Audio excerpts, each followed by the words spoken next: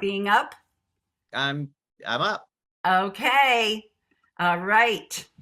There he is. Here So I am. there I you feel are. I feel like I am the guest at the party who shows up and didn't realize it was a costume party. I did not realize that this was 911 themed. I was already booked on another storytelling show later today. Oh, And it has nothing, and it has nothing. And I remember when I was booked that I noted it was 911, but the storytelling show that I'm doing later today has nothing to do with 911. So then Marty's invitation came in, and I didn't even think about the date, and I didn't even think when the email. So here's my so object, and it had nothing to do with 911. And but I do have a 911 story that I am going to tell. okay. And but I've always thought of this as a skyscraper, Yes. and it was a huge part of my childhood. It's called a one-way puzzle, and Oh as yeah. in there's only one way once you take these pieces out to make it all the pieces out to make it into a square. Anyway, my great aunt Stella Bell, Gladys, and Walter, who didn't have children and all lived together in the house in their parents' house, and they lit in this knotty pine. See the knotty pine up there? Well, they had a den with knotty pine like that, and so they had a few toys for the nieces, the grand nieces and nephews to play with, and this was my favorite one. And after they died, the house was vacant, and then the house was pretty much destroyed by a huge tree falling on it during a hurricane. And I remember going through the ruins with my father, and I hadn't thought about this in years. And I pulled this out, and I almost wept because it was such a huge part of my childhood. Yeah. Um, and it made me think of now of about pulling out of the ruins and the wreckage of the World Trade Tower, all the the stuff that people found. Yeah. And it sits up on a high shelf like a little skyscraper. But so I had Oh, goodness. Is anybody freezing too? more on that story, but I really do want to share New York. I've lived in New York City for 32 years, and I then partner, now husband Michael, is an architect, and we both worked in Midtown, which is about 6 miles, 7 miles from where the World Trade Towers were. So far, and we lived on the Upper West Side. And that day, Michael had been out of work for several days with a bad back, and it was his first day going back to work. And he and I were both in Midtown, about 10 blocks from each other. And so his back was still a little sensitive. So we, Oh no. He's freezing. yeah. Jamie, you're freezing. I don't know Oh, what's am I? happening. Can you hear me now? Yep. I'm sorry. Where do I need to start off or start back to?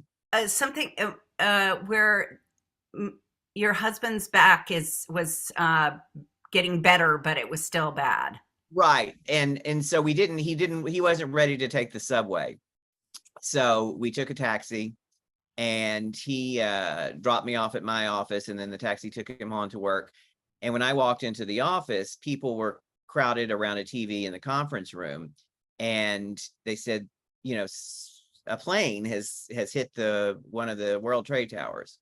And I stood around and watched them, and at that point we didn't know what was going on. And then I walked to my office after what, and I think maybe the second one then hit. And then I walked to my office, and the phone rang, and it was my mother in Texas. Jamie, are you okay? Are you all right? Are you? I said, no. I said, oh, yes, I'm fine. I'm nowhere near there. And my mother, if anyone could get through, she could. And that was the last call that came through that day. No one else got through, and I couldn't get out. And Michael had a client that whose offices were right, who looked at the face of the World Trade Tower. Oh, And he had a standing meeting on that day of the week. But because of his back and because he was out, he sent a colleague to that meeting. So he didn't go. And the colleague was not hurt, but saw the whole thing, and was one of those people who walked back covered in gray ash. And then I, after staying in the office for a while and watching it, and then I just walked home like so many other people did, and and just walked en masse with people. And I remember people crowding around taxis, listening to the radio, to the latest updates. And then I got home and watched everything on TV like most of the world. And I didn't know anyone, thankfully, in the World Trade Tower. So I, and and people would, and I stayed in New York, and Michael and I didn't have, like Michelle, have that feeling of wanting to leave like a lot of people did, and I totally understand that. And someone I worked with was one of those people, and she left New York. But I always kind of felt like, when people would ask, "Oh my God, you were there, how was it? How are you?" And I said, I kind of feel like the rest of the world, because I didn't see it with that immediacy like Michelle did and other people did. And I didn't know anyone that died there. And so I just had what everyone else felt. I mean, it was, horrible, but I didn't have that um, hands-on, awful connection to it like that. So a few months later, Michael and I, it was a renter's market. A lot of people had left. And so we started looking. We were like, oh, look, we've been on the Upper West Side a long time. Let's look downtown.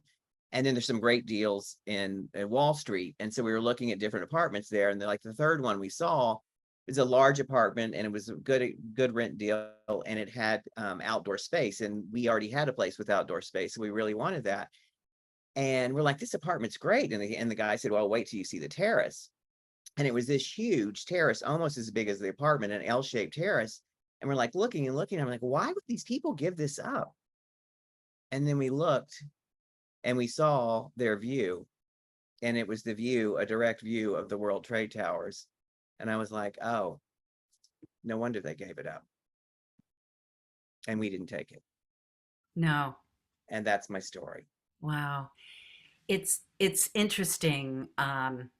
Yeah, that I had friends down. I didn't lose anyone, close, super close to me, but I had friends who work there, but for some reason I had a doctor's appointment or were at a meeting Mm-hmm. or something, similar. Luck, that you by the said. luck of the draw, right? Yeah. And yeah, and they still are dealing with survivor guilt. So and I think that the thing that happened for me was a sense of how the city came together afterwards, Yes. that big sense of pulling together. We're in it together.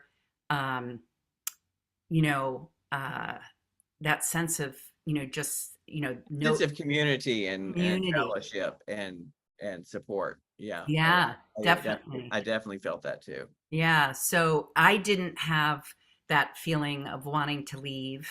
But I certainly know my mother was trying to reach me, and other friends were trying to reach me, and of course they couldn't, I mean, for quite a while.